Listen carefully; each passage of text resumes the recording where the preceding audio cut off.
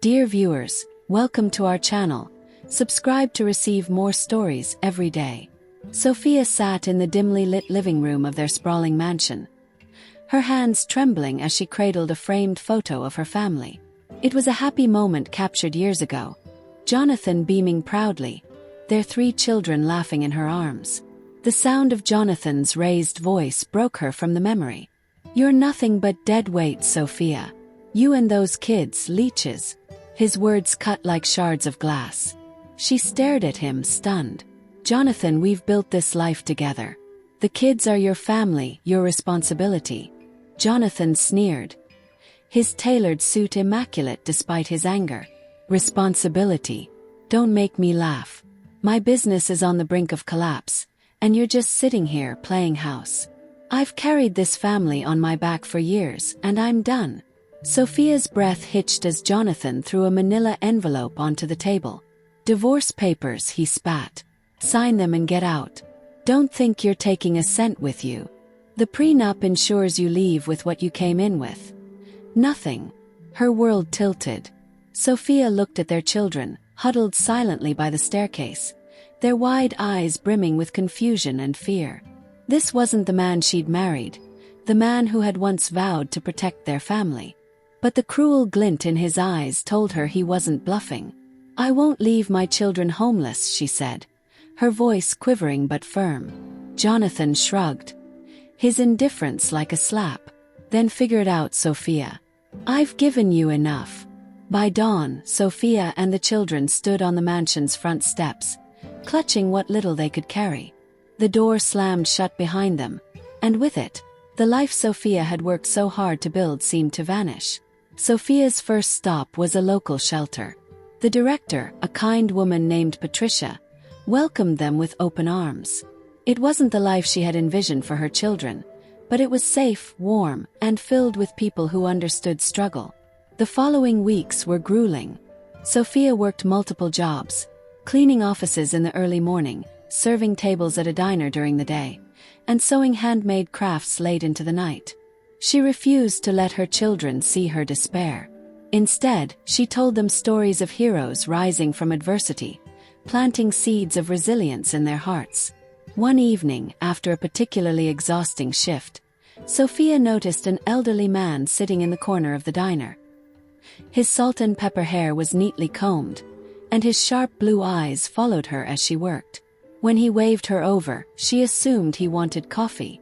"You're Sophia Bennett, aren't you?" the man asked, his voice steady. Sophia blinked, surprised. How do you know my name?" The man smiled, a warmth in his expression that felt oddly familiar. "My name is Edward Harrison. I was a close friend of your late father-in-law, Charles. He used to speak highly of you." Her breath caught. Charles Harrison had been a towering figure, both in business and in character. She had always admired him, even if his relationship with Jonathan had been strained in recent years. Edward leaned closer. "I've been keeping an eye on you, Sophia. What you've endured. It's remarkable how you've managed to stay strong for your children." Charles would have been proud. Tears welled in her eyes. She hadn't heard anyone speak of pride in years. "Thank you," she whispered. "But I don't know how much longer I can keep this up." Edward's gaze turned contemplative. "Charles once told me he believed in recognizing true character. He said you were the heart of the Harrison family. If you ever need help, don't hesitate to call me." He slid a business card across the table. Sophia hesitated before taking it, unsure if she could trust this stranger's words. Still, something about Edward's sincerity struck a chord deep within her. Meanwhile, Jonathan was learning that the lavish lifestyle he had fought so hard to protect was crumbling. His business, once a pillar of success, was hemorrhaging money. Deals fell through, partners pulled out, and creditors circled like vultures. Jonathan's arrogance had alienated those who might have helped him. Even his employees whispered about his downfall, their loyalty evaporating with each missed paycheck. But Jonathan remained blind to his own flaws, convinced his financial woes were temporary. "I'll rebuild," he told himself, downing another glass of whiskey in his empty office. "I don't need anyone." Back at the shelter, Sophia was determined to change her family's trajectory. She began baking cookies and cakes during her off hours, selling them to local coffee shops. Her treats quickly gained a reputation for being both delicious and beautifully presented. One day, Patricia approached her with a suggestion. "Sophia, why don't you start your own business? People love your baking." Sophia laughed bitterly. "I don't have the money for that." Patricia's smile didn't waver. "You might not, but I know someone who might believe in you." She handed Sophia Edward Harrison's business card. With trembling fingers, Sophia dialed the number. Edward answered on the first ring. "Mr. Harrison, it's Sophia. I need your help." His response was immediate. "Meet me tomorrow. Bring your best recipes." The meeting was a turning point. Edward, impressed by her determination and talent, agreed to invest in her business. He provided a small loan, enough to rent a kitchen space and purchase supplies. Sophia poured her heart into every batch of cookies and cakes, building a loyal customer base that grew by the day. As her business flourished, Sophia began to believe in a future beyond survival. Her children, once timid and withdrawn, started smiling again, their laughter filling the small apartment they now called home. Unbeknownst to her, Edward wasn't just a silent investor. He was also quietly orchestrating a plan that would change everything. Months turned into years, and Sophia's bakery, Sweet Resilience, became a sensation. It started with local recognition. Her cookies and cakes were featured in food blogs, then on regional TV shows. Orders poured in, and before long, she expanded her business into a chain of boutique bakeries. Sophia's tenacity was the driving force behind her success, but she never forgot the help Edward Harrison had provided. Every time she thought about his unwavering belief in her, she felt a surge of gratitude. She promised herself she would repay him one day. Her children, now older, were thriving too. Sophia had enrolled them in excellent schools, and they often helped at the bakery.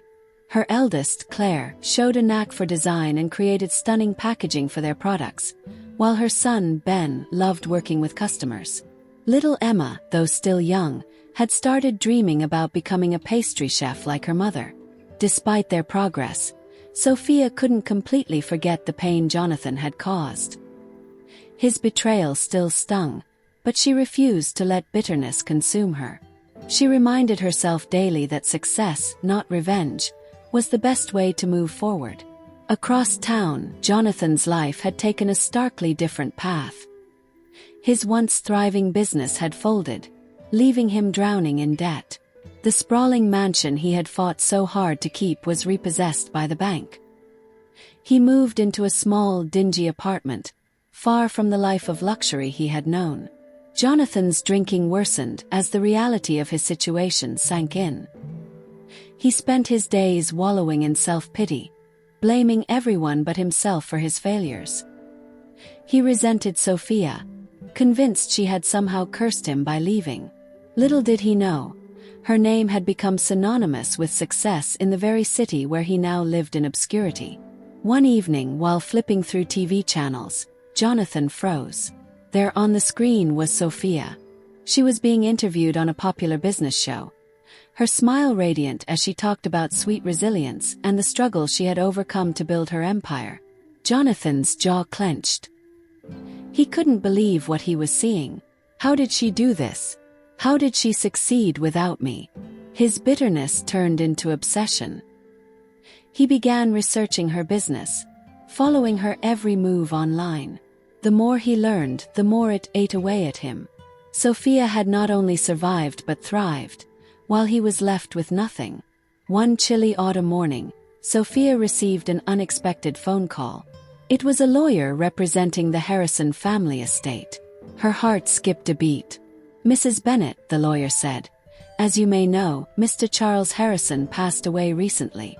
His will has specific instructions that involve you and your children. We need you to attend the reading of the will next week at the Harrison family estate." Sophia was stunned. She hadn't spoken to Jonathan's father in years, not since the divorce. Why would he include her in his will? Despite her hesitation, she agreed to attend.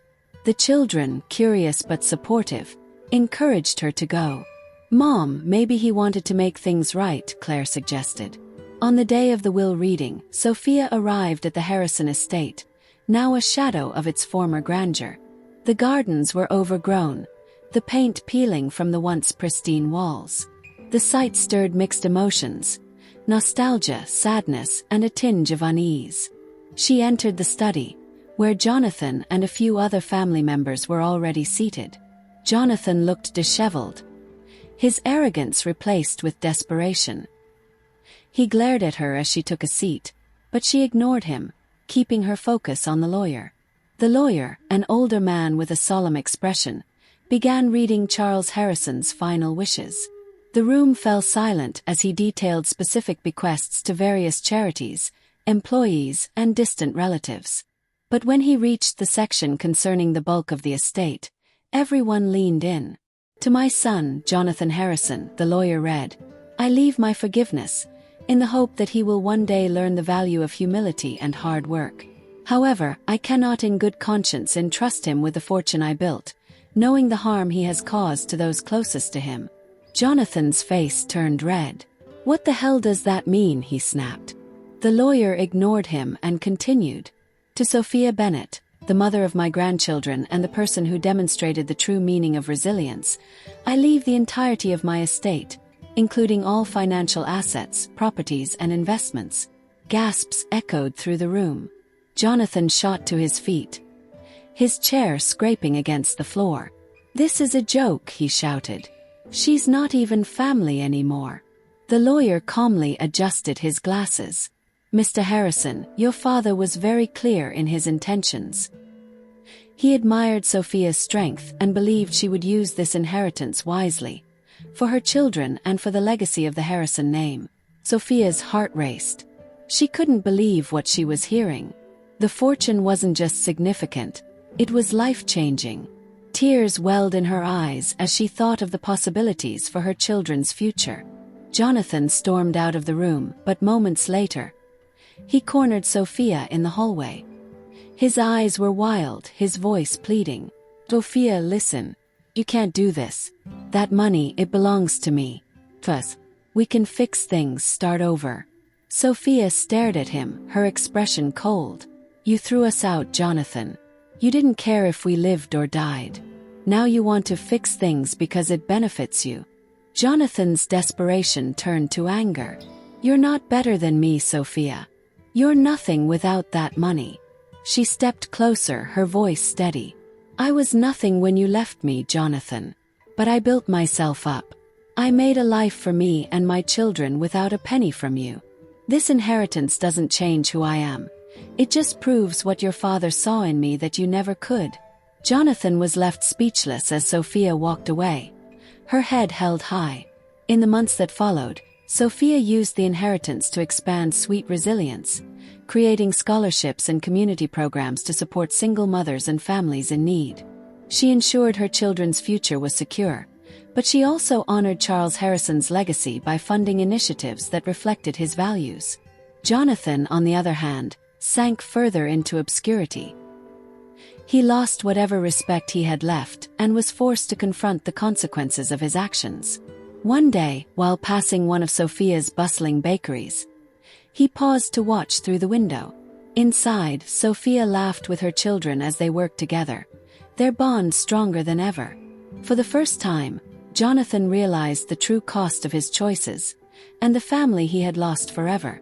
The transformation of Sweet Resilience from a neighborhood bakery to a nationally recognized brand was nothing short of remarkable. With the inheritance from Charles Harrison, Sophia expanded her reach, opening new locations across the country. Each bakery carried the same warmth and attention to detail as her first shop, and customers flocked to experience the care baked into every treat. Sophia's efforts extended beyond her business. She established the Harrison Family Foundation, a tribute to Charles, to provide resources for single parents and struggling families. The foundation funded scholarships, affordable housing initiatives, and career training programs. Her children, too, found their roles in her empire. Claire, now in college, pursued graphic design and marketing, rebranding Sweet Resilience with a fresh, modern look. Ben, studying business, took an active role in the foundation, while young Emma became a favorite at media events, proudly declaring her dream of becoming a pastry chef. Sophia's life was a tapestry of love, hard work, and second chances, but she never forgot the man who had made her success possible. Edward Harrison had remained in the background, quietly cheering her on, but she felt it was time to properly honor him. One sunny afternoon, Sophia invited Edward to the grand opening of her newest bakery, situated in the heart of the city. The event drew crowds of fans, community members, and reporters. Unbeknownst to Edward, Sophia had a surprise planned. As the ribbon-cutting ceremony began, Sophia stepped up to the microphone, her voice steady but emotional. "Today is not just about celebrating a new chapter for Sweet Resilience," she said, scanning the crowd until her eyes met Edward's. "It's about honoring the people who believed in me when I didn't believe in myself."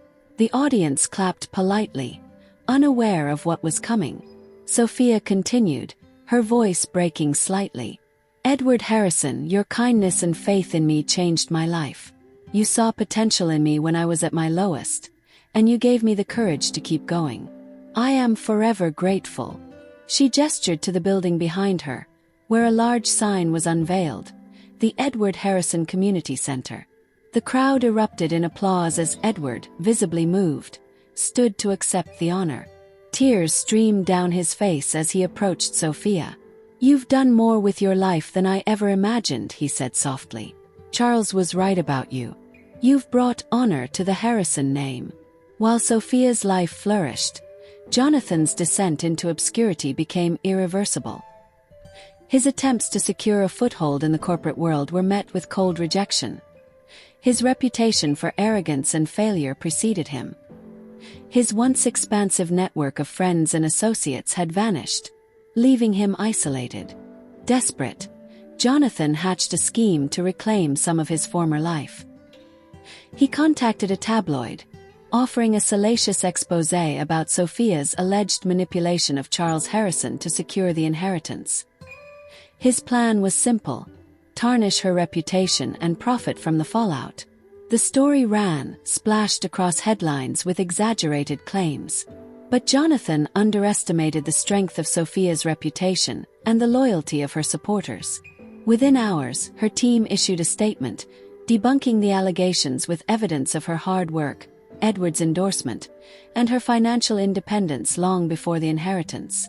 The backlash against Jonathan was swift and severe. Former associates, journalists, and even his remaining family publicly denounced him.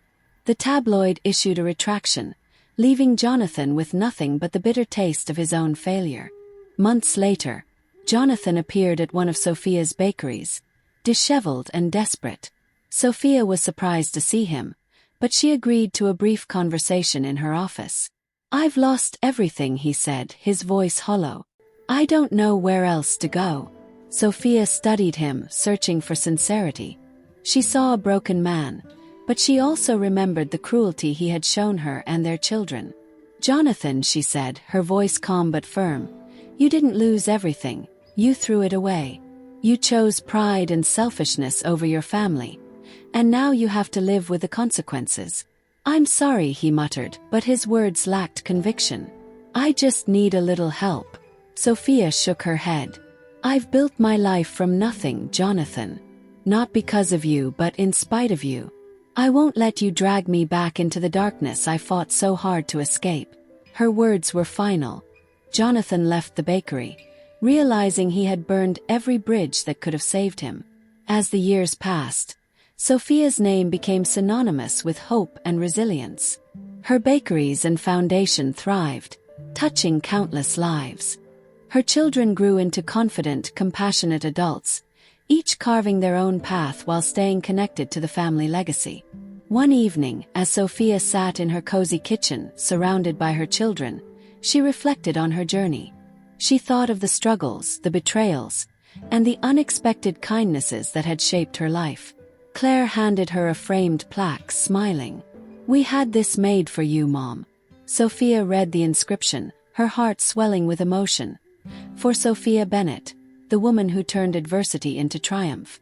Tears streamed down her face as her children embraced her.